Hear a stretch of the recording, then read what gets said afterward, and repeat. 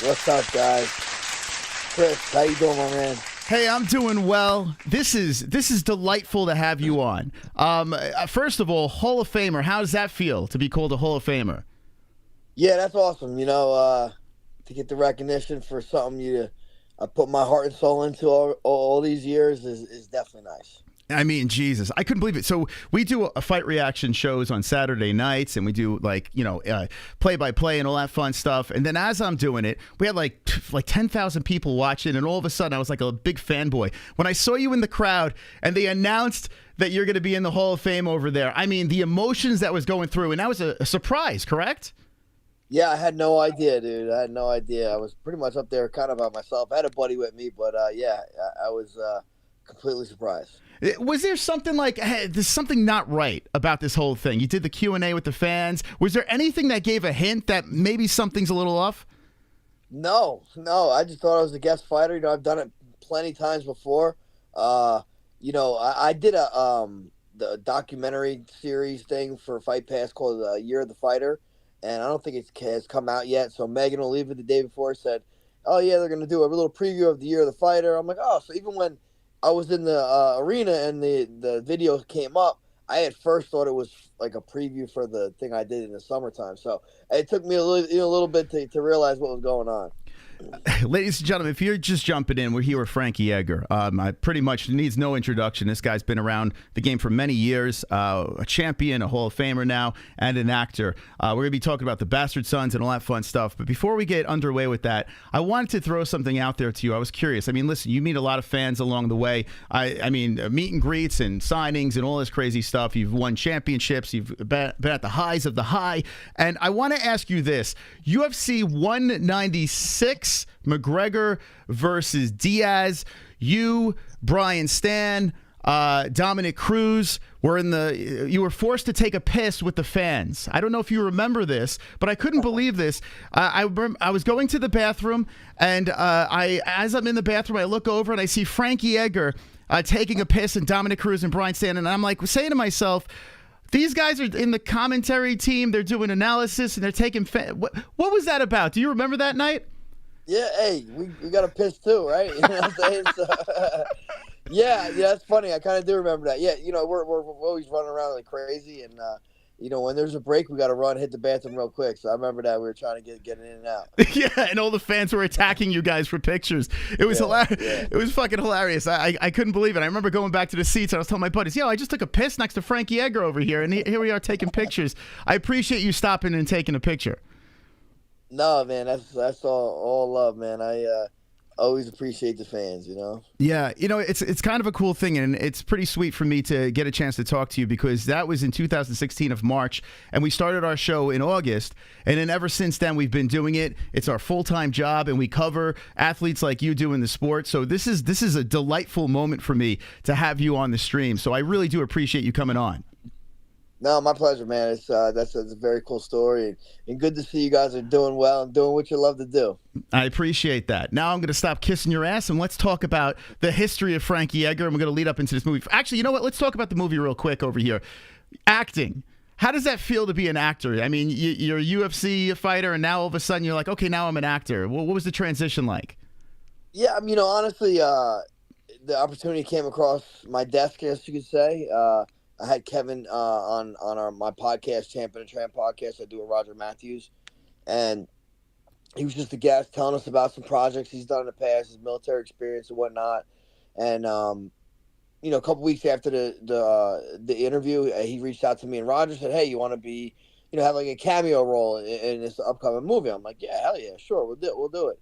And then I think like a week or so later, he had called me and said, someone dropped out of the main role, one of the main roles. Would you want to jump in? And I said, yeah, all right. I mean, I've done acting, I guess you say. I've done a commercial for the UFC, and I was in Kickboxer 2 playing like myself, as a commentator. So, there's really not much acting going on there. Yeah. But, so for this, I told him, I was like, listen, I don't really have much experience, but I'm game, and just jumped at the opportunity. Yeah, it must have been exciting. And what was the nerves like? I mean, you're surrounded with some actors now. You're kind of like a fish out of water, I would imagine. What was the nerves like when you first got on set? I mean, luckily this is definitely a small production. There Uh-huh. wasn't like a huge crew, so it was kind of an intimate process. But everybody involved. I was involved with some very very experienced actors, also some newbies like myself, but definitely some experienced guys. And I kind of just fed off them, listened to some tips that Kevin and some of the other guys gave me, and he's like, listen, I don't want you acting. He's like, I just want you to act as natural as possible, and just if you remember your lines, then you're good. And that's why I made sure I was prepared as best I could, at least in memorizing my lines and being on mark for all that stuff. But when you're in it, man, and everybody's pretending together, it kind of feels normal. So Yeah. it's wild. I was playing cops and robbers, but at 40 years old. Yeah, I was gonna say like this is like something you dream of when you're a kid, right? I mean, every kid pretends that there's someone else in a superhero or a cop, like you said. Like here you are, like being a big kid. That's got to be something else. Like, where does that stand in like everything you've done with your career? Where does this fall as an actor? I don't know. This is nothing. I mean, as a kid, as soon as I got into athletics, I always had, athletic pursuits in mind. So I was never really the artsy type of guy. Yeah. I mean, I love music. I love listening to all kinds of music. I can't play a lick of anything though, and but even movies. Like I'm into movies. I'm into, I appreciate actors and the performances they put on, but never did I think I would do something like this. So I had a ton of fun doing it though, to be honest, and I would consider doing it again for sure. That's awesome. And Roger, you bring up Roger from your podcast. What's it called? The Tramp and the Champ, correct? Or the Champ and the Tramp?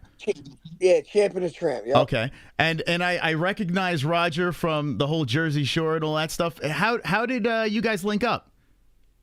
Well, Roger, he he lived in my hometown for quite a while. He's actually from Maine, moved down here when he was 18 or so. I met him. I met him back in 2007, 8 when I first got in the UFC. We kind of knew a lot of similar people, but then we became buddies then, and he ended up marrying JWoww and having a couple kids, and getting divorced, and we still remain friends, obviously, through all that. And then one day we just decided to get together and do this podcast. So we've been doing it for the last 4 years. It's in my basement. I'm actually in a room now. You know what I mean? It's just chilling, and it's a good time. Get to bullshit, have a couple drinks one night a week with my buddy. We talk some good people. It leads to great things. I mean, I ended up in a movie because of the podcast. So Yeah. all in all, good stuff. I've listened at the gym last couple of times. I popped in your podcast and I was listening to it, and I was dying laughing because like I'm from New York, and then we moved over to Arizona for a little bit, so I kind of missed the East Coast. But when I listen to you guys, I get that fix, and your banter with Roger's hilarious because this is a massive human being. Like he looks like a giant ogre, and you're just shitting on him the whole time. Dude, it's so funny, man. I love that banter. I tell you, I keep honest. I said you don't have to pay for a therapist. Yeah. I'm his therapist once a week. Have you guys ever had a tussle? I mean, listen, you're a UFC fighter, the whole deal. Has he like, all right, enough's enough, let's go at it? Or he's like, nah, man, I'm good. He seems like a big teddy bear. Yeah, no, he, I used to actually, that's kind of how we kind of met too. We knew each other, but I used to teach an MMA class at my buddy's wrestling school, and Roger used to come. So we rolled around way back in the day, but not in a while. There's actually a video, I punched him in the face in slow-mo, and it looks like I cracked him. I mean, his face wiggles and everything. But really, it was like probably 30%. But it's on my Instagram. It's actually a pretty good shot. I got to check that. I got to scroll through that. By the way, go give Frankie a follow on his Instagram, his Twitter, all his social media, please. We'll let you guys know the links later on. So this is kind of a crazy situation. You're a movie star. You got your podcast going. The UFC career has come to a close, and there's a couple of things I want to talk about. First off, the ending of the UFC career was a pretty big situation. You had your family in the building and this and that, and I gotta be honest with you, like as a fan of you and your career, seeing the last part of it with the family there and everything like that must have been incredibly emotional close to the career. Like, what was the emotions like with that whole thing? Yeah, it was the end. I mean, I knew it was going to be emotional no matter what, just because it's the end. And then obviously the way it ended wasn't kind of what I was hoping for. But, I've been disappointed in my life, through athletics and, many, many times. And, You got to deal with it. You got to face it head on. I wanted my kids to be there because, I mean, I was never going to be able to get to do that again. They would never have that opportunity again. So, if anything, it shows that I walked out of there with my head held high. I had no shame, no regrets in what I've, done in my career. So, that's how I kind of looked at it. Yeah. So when that fight was over, did you have all intention saying, hey, this is my last fight, no matter what the outcome was? Or were you thinking, hey, if I get a win here, maybe I'm going to stick around? No, I announced I was going to retire after that fight. No matter what. Yeah, win. I don't know if a win. You never know what a win would do, but yeah. And now look at this. Like months pass, and then all of a sudden you're in the Hall of Fame. So it's like you go from that, like, oh damn, like as a fighter, right? That's all you guys know, right? As a fighter, like it's in your blood. You want to compete. You want to, at the highest level. And now all of a sudden you're getting the highest honor as a Hall of Famer. So I mean, everything comes full circle with you. And what a glorious career, man! Like I mean, it's kind of wild. Do you ever sit back and kick your feet up, put your hands behind your head, and be like, holy shit, I'm the fucking man? You ever think that? No, I'm not that guy. I'm not that guy. But as you get older and you start looking back, I mean, when you're in the thick of it, you never want to look back or and reminisce, and you never want to smell your flowers yet. Yeah. I was never one to do that because I kind of had goals in mind, and I felt like if you're not growing, you're dying. So I wanted to make sure I was always looking to keep pursuing. But now that I'm done, I mean, yeah, you look back, I'm definitely proud of everything I've done. Sure. And, to get the recognition is awesome. I left Toronto. I left Fight Week with a smile, with thousands of texts on my. Oh, you cut out over here. By the way, we're live with Frankie Edgar. Might be having some Wi-Fi issues. But Frankie Edgar is one of the legends, just got inducted in the Hall of Fame. Thank you, Sonosi, for becoming a member over here. He's in his studio, the champ and the tramp. Hopefully we can get him back on board over here. We have another guest coming on in a little bit. We'll get to that in a sec. But Frankie Edgar, oh, there he is. You. Okay, we lost you for a second there. I got you that. Yeah, do you hear us? Frankie? You. Yeah, you hear us? Okay, I can't hear you. Okay. What the fuck? Might have to pop in and out again. Maybe hit something by accident. Anyway, if you just jump in, yeah, Frankie Edgar talking about the Hall of Fame stuff, the movie stuff. He's starring in a movie called The Bastard Sons. It's on Amazon. Yeah, you hear us, Frankie? No. What the fuck? Maybe hop in, hop out. Hold on. Let me send you a message here. All right, hold on a second. Let's see here. Ideas. Hold on. Let me write him a message here. Hold on. Let's see. This is the beauty of live broadcasting here. Hop in. Oh, there we go. He just heard it. He just saw it. Okay. Yeah, we'll get Frankie back in here. There we go.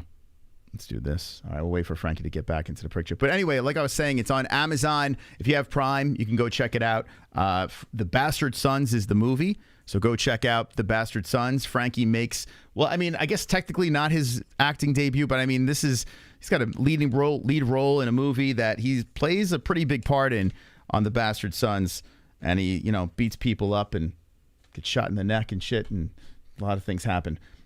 Frankie, you hear us? Yeah, I got you now. Okay. I had to log out, log back in. I couldn't hear you. Okay, no worries. There we go. Boom. Okay. Yeah, no worries. That's the beauty of doing live broadcasting. It happens all the time. Yeah.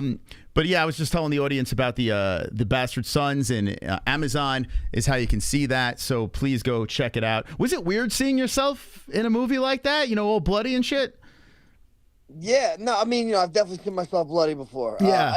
Fake blood.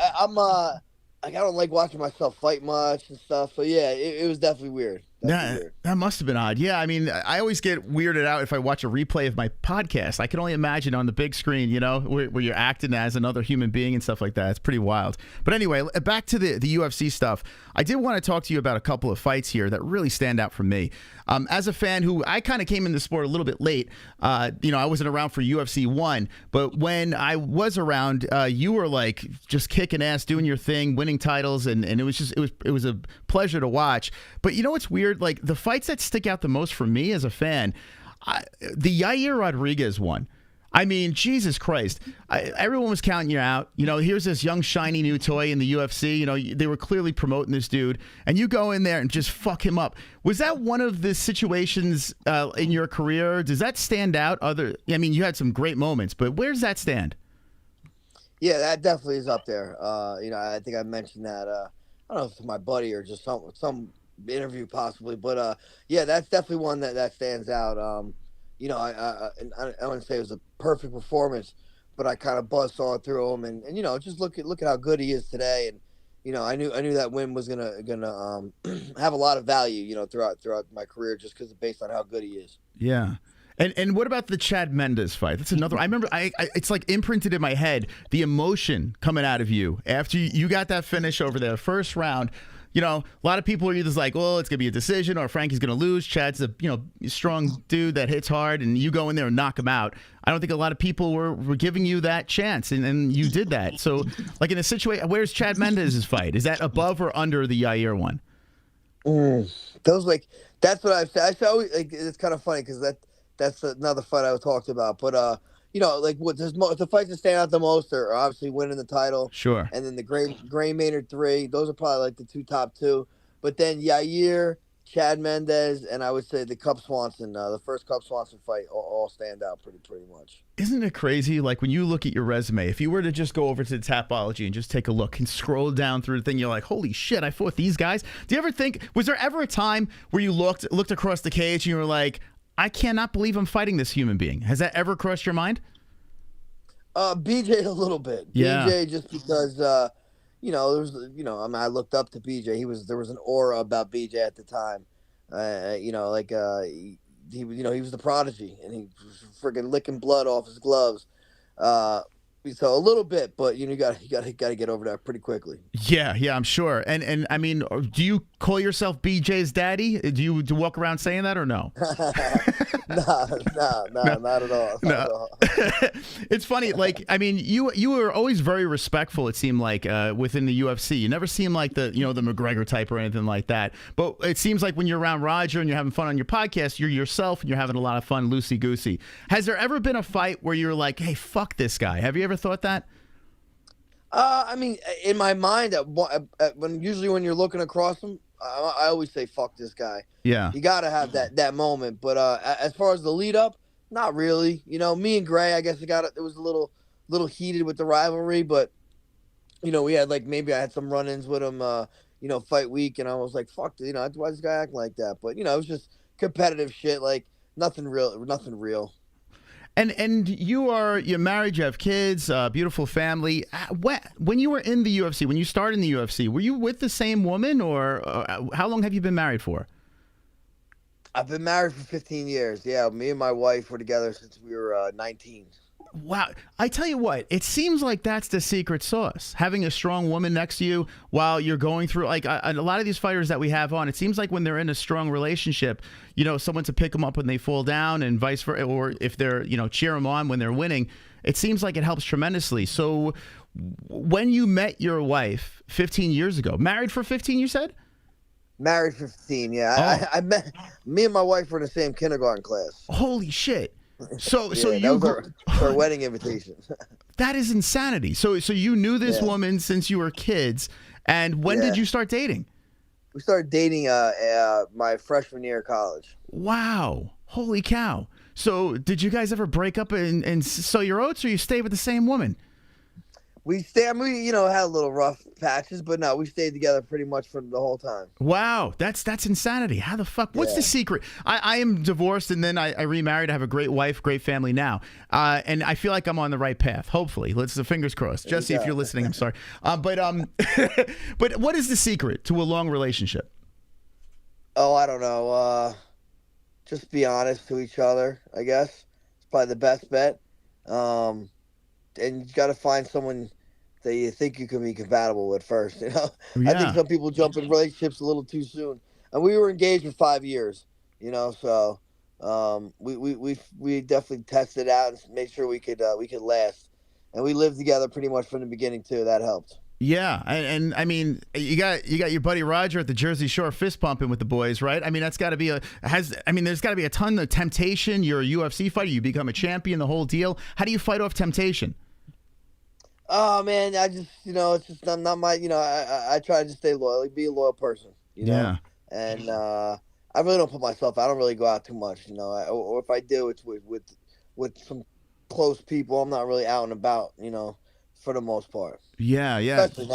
Especially now, but even back then. So you were pretty much focused on the craft too, right? All right. I mean, every time I see you, you're training or you're teaching. You're always involved in this sport. And I saw you on John Anik's podcast. You were calling in from the gym over there. You're constantly staying active, and I guess that keeps you straight and on the right path, right? Too. Yeah, yeah. I mean, this is my life. I have to do this. I can't. I get up in the morning. I train. That's just my daily routine. And I'm actually opening a school of my own, a Brazilian Jiu-Jitsu, Muay Thai, MMA school in my hometown. And yeah, this is my life. It'll always be my life. So yeah, I'm definitely staying after it. That's awesome. And someone in our live chat mentioned bare knuckle. Like, it seems like people retire, and then all of a sudden, boom, Chad Mendes went over to bare knuckle. Are there any do you talk to anyone about maybe returning in combat sports in another way, or you ever think about that? I mean, I don't know about bare knuckle, man. These guys get cut like crazy, dude. I feel like I got enough cuts on my face. Yeah. Um, I would consider boxing at one point. You know, I always wanted to box a pro boxing match, but yeah, I don't know. I'm not actively seeking anything. If something came across my desk, I guess you could say, maybe I'd consider it. But for the most part, I'm content. There is and what's another amazing thing about you is never getting knocked out until that son of a bitch Ortega. But that Ortega fight, you were winning, from what I remember. I mean, you were kind of fucking. I thought I was winning. I was pushing the pace, and that was kind of, I was pushing, and I remember I in those fights with Maynard and even Benson, I don't really remember much. But I remember getting hit by Ortega. It was actually three hits. It was an elbow, a head kick, and then the uppercut finished it all. But it was three pretty good shots. And I remember the whole time when he rocked me with the first one, I was thinking I knew time was coming up. I'm like, I got to make it out of this round. And then when I got stopped, I was upset. But I get why they stopped it. Yeah, it's so fun. Like, that is one of the things I always wanted to talk to you about. It was like a big moment, right? And listen, I'm sure it's not the best memory in the world, but still, you're in the Hall of Fame. Who gives a fuck, right? Like, I mean, like, any loss that's happened, I mean, now you could just wipe under the carpet because a former champion, Hall of Fame. I mean, does it irk you to talk about this stuff? Nah, man, I know, you got to come to terms with this. It definitely bothers me. It'll always bother me, but not enough to irk me. You know what I'm saying? Yeah. If I think about it hard enough, yeah, it could bother me. I still have losses in wrestling that bother me. I'm just that guy. But I'm not. I don't let it. I don't want to be one of those guys that don't let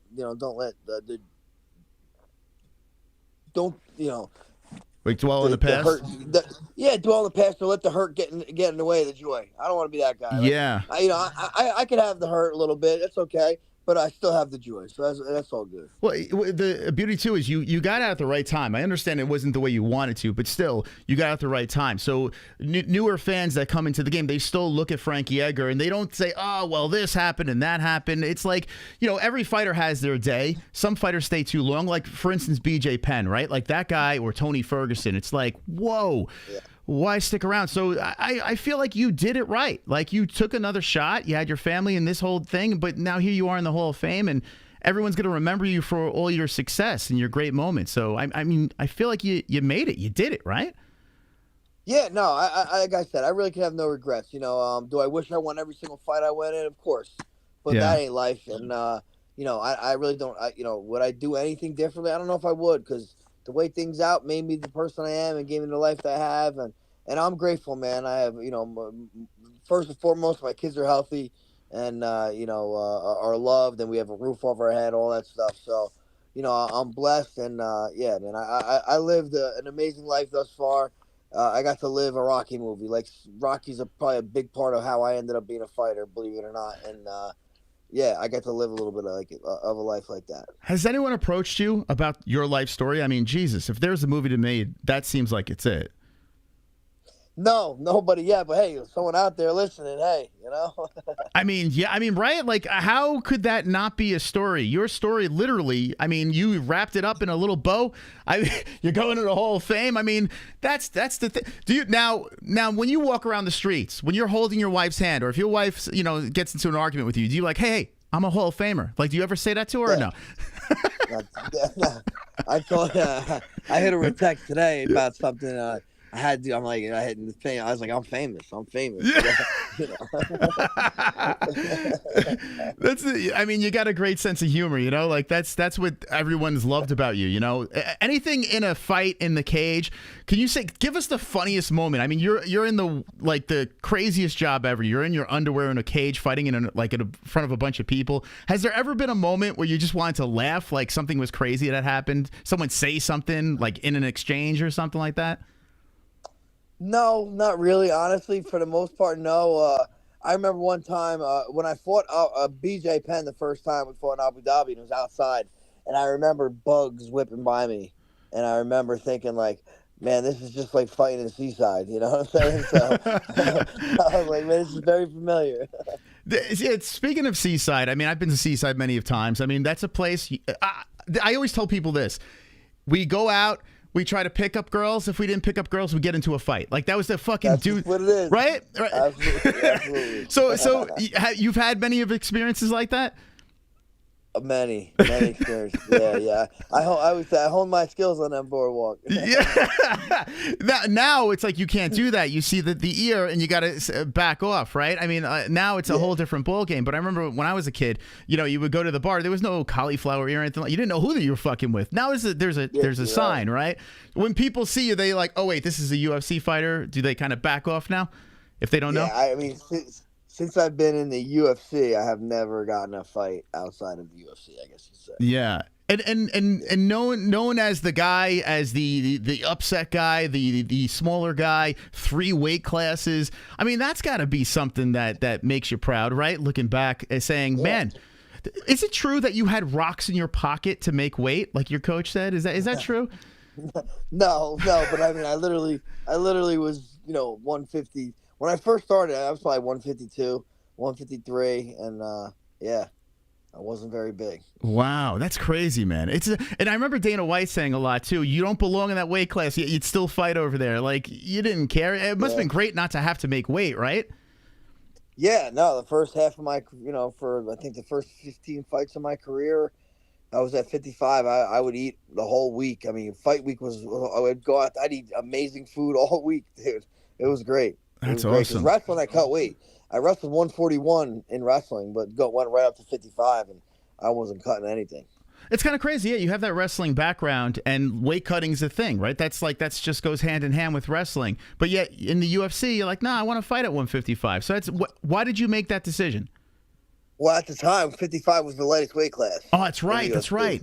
Yeah, that's correct. They didn't have 45 and 30. They didn't have any weight classes below 55. Actually, when I very first started fighting, they didn't even have a 55-pound division in the UFC. Actually, you're right. They dropped it for like a couple years. So I thought I was gonna have to fight in Japan, and then obviously they brought the title back. It's like the women now, like the atom weights, they're fighting a weight class higher because there's no atom weight, right, in the UFC. So you see these undersized women doing that. Do you think they're ever going to have an atom weight in the UFC? Yeah, I mean, I think probably for the women, I think so, just because, they build them a little bit smaller. There's probably a bunch of them that would want to compete. Yeah. As long as there's a market for it, yeah, I think so. What do you think about Kayla Harrison getting signed, like out of nowhere, getting signed with the UFC? That's pretty wild, huh? Yeah, yeah. I mean, we share the same management, so I knew before everybody. But I didn't tell nobody. But Yeah. yeah, no, it is kind. I mean, not overly surprising. Kayla wants to fight the best people. That's the UFC. Tell me a little bit. Your manager Ali Abdelaziz, which I mean, listen. Talk about one of the best managers out there. If you want to surge up the rankings, get paid, the whole thing, fight for a title, it seems like he's the guy. Catches a lot of heat. In fact, when we started this show in 2016, we had like a fan come in and tell us a story about you and Ali Abdelaziz, and then like all this weird drama and shit like that. But he seems, when I talk to the fighters about him, when we have his fighters on the show, everyone has nothing but nice things to say about Ali. So what could you say about Ali? Yeah, Ali's honest, loyal. He fiercely cares about his guys, and you come after his guys, he takes that shit personal. Yeah, he's just a real street guy, and like a street guy, and I mean that in a good way. He has some morals that you would want as someone having your back. Sure. I mean, it's at the end of the day, it's a business, right? And this guy's looking to protect his people. For sure. He takes it personal sometimes, but that's because that's how he does. He does it hard. Yeah, for sure. We got an alert that came in over here. This is from Super Chat. It's from Angel Gotti. Look at this. Hold on. Hello, Mos and Frankie. Congratulations, Frankie Edgar. Look at that. Congratulations from Angel awesome. Gotti. That's awesome. So you That's did John there. Gotti's daughter. That's John Gotti's daughter. Yeah, could you fucking believe this? I absolutely, I adore her. She is she's got a YouTube channel as well. She's such a sweetheart. She is. We did an interview with her a couple weeks ago. She's very, very nice lady. She said she's very attracted to you. What do you think about this? I'm a married man. So you're not going to be running off with Angel Gotti? No.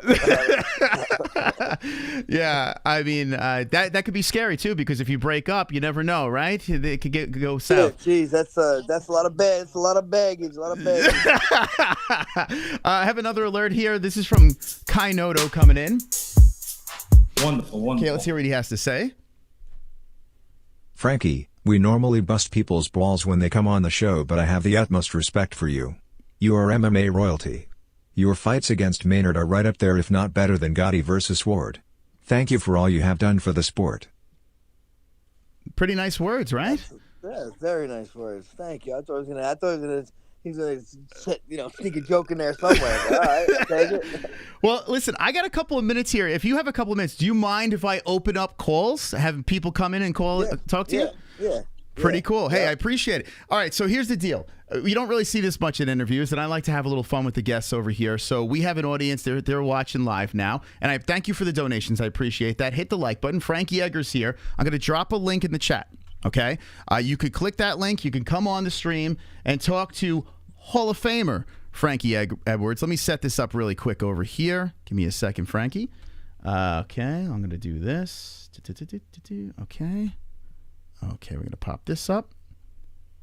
Alrighty. Give me 1 second here. Okay. All right. So I'm going to drop a link. By the way, if you have the link from previous streams, come on in. Make it very, very quick, okay? I don't want you guys to fucking, give me the longest question in the world. We have a little bit of time here to talk to Frankie. He has a movie that's out on Amazon, and it's called The Bastard Sons. And did your family get to see the movie? Did you watch it with the whole fam? My sons and my wife. My daughter hasn't seen it. My middle son is actually in the movie. He has a little cameo role in the movie. There you go. Oh, he does have a cameo. I didn't. And by the way, I said Edwards by accident. I'm sorry, Frankie. I got kids. All I'm all fucked up. It's all Frankie good. Edgar. I know. I'm fucking. Hey, all good. I'm fucking old. Leave me alone. Anyway, thank you, Frankie, for being calm with me. Here we go. We have a call coming in. This is from Kevin from Chicago. Here we go. Kevin, how's it going, man? You're live with Frankie. Frank the Tank, what's up, baby? What's up, Kev? How you doing? I'm good, man. I gotta say, a lot of people say, oh, their favorite fighter and this and that. Legit, my favorite fighter. I just growing up, I relate to you so much. I was the undersized guy. I was the little guy. But it's that wrestling background. It's that toughness. You're just born with it or you're not, and you're born with it. Growing up wrestling, the tenacity, I see it in you. I see it in me. That's what I wanted to talk about. You grew up in New Jersey wrestling. I grew up in Illinois. I did the whole thing. I did the freestyle circuit in the summer. I won a state title in high school. Even did Greco. Went out to Fargo. Do they do the same thing over in Jersey? The summer, it's all year round wrestling. How's that work? Yeah, you got to get after it all year round. The summer, I started wrestling late, so I didn't go to Fargo, all that stuff. But my sons are wrestling. He wrestles all summer long. That's what you got to do, man. You got to put the time in. Okay, thank you. Anything else, Kevin, real quick? Legend, Frank. Legend. My man. That guy, Kevin from Chicago, he calls all the shows. And he's the caller. He's the guy that calls everyone. And he says a lot of shitty things about fighters. So for him to say nice things about you is pretty fucking wild, Frank. All right, I love it. All right, here we go. We got from Canada. This is Two Joints. Two Joints, welcome to the stream. Hey, Frankie, how you doing, brother? It's a super big honor to meet you, man. Never talked to you. Sorry, brother. Yeah, thank you, bro. I appreciate it. That's great. And congrats on the Hall of Fame. The movie you're in, the family, bro. You're making the rest of us look really shitty here. I mean, my next life, I'm gonna pick up my game and get my shit together. But just a quick question, bro. When you were growing up, was there something else you wanted to do aside from get into MMA? Like, did you want to play hockey or did you want to play football, brother? When I was the type of person, if I did something, I wanted to be the best at it. And baseball is really big where I'm from. Big baseball community. So I played baseball for a little bit, and I remember I wanted to be a professional baseball player. And I went to a baseball camp, and some coach was there. He was like a guest clinician. He's like, "Hey, look around! Everybody, look around." He's like, "How many people want to be a pro baseball player?" Everybody put their hands up. He's like, "Well, probably none of you are gonna end up doing that." And I'm like, "No." I'm like, "Fuck this sport." That's why I was like, "I don't like baseball no more." That's great. So just before I go, Frankie, stick to the acting, bro. I really see you in the next Expendables movie, man. Randy Couture ain't cutting it, bro. I think you could fit in his role pretty easy. So thanks for talking to me, bro, and all the best of luck. Thank you, bro. I appreciate it, my man. There we go. That's Two Joints coming in. Here's another one. This is super chat. This is from Angel Gotti again. Oh my God, Frankie, it was Mose who said he was attracted to you. Wonderful, wonderful.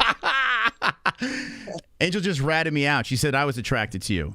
Yeah. Hey, I have that effect. It's all right. Okay, thank you, Angel. That's it. I'm unsubscribing to your channel. How dare you? Super chat. This is from Freddie O. Thank you, Freddie O. Frankie Edgar on the show is wonderful, wonderful. That's true. He is wonderful. That's our catchphrase. Wonderful, wonderful. Wonderful. Let me add one more call over here. This is from Sonosi. Sonosi, you're live with Frankie Edgar. What's up? What's up, my man? And I seen an East Coaster around here. Okay, like that. All right, I have a funny question. Since you're getting into acting and all this stuff, what is one film series, past or present, you would have chosen to go in if you could? Ooh. Past or present. Or TV series, since there's so many. Okay, TV series. Dude, I'd like to have been like in maybe like a Dexter. Be like a Dexter. Have Dexter kill me or something like that. It would be kind of dope, you know? Hopefully not the new show. The new one sucked. Yeah. The new Dexter. It was all right. People in the chat are saying Breaking Bad. That's like my all-time favorite. Breaking Bad is probably my favorite. I think Breaking Bad is from beginning to end. It's the best show. I'm with you, man. I am. Did you watch Game of Thrones too, or is that too crazy? Did. The ending Game of Thrones killed it. I mean, the show was great, but the ending killed it. Well, you didn't like the batshit crazy queen that just burnt down the whole fucking village. None of it made sense. Sure. All right, Sonosi, you got anything else for Frankie? Oh yeah, one more thing, real quick. Your nickname, The Answer, sounds like a hitman nickname. Where did you get that nickname for? My teammate gave it to me. I had the answer. For whatever anybody got. That's what he said. He got the answer. Kind of stuck. Sounds good with Edgar. All right. Thank you, Sonosi. There's Sonosi calling in. Well, Frankie, listen, man. This was a fantastical segment over here. I appreciate you being a good sport with the viewers. And I would love to have you on again, man. Like, seriously, just to shoot the shit if you'd be down. Yeah. For sure. Absolutely. I'm down. I'm down. Awesome. It's a pleasure. And the podcast is The Champ and the Tramp. Go follow that over there. You can watch it on YouTube. Is there anywhere else you can see it?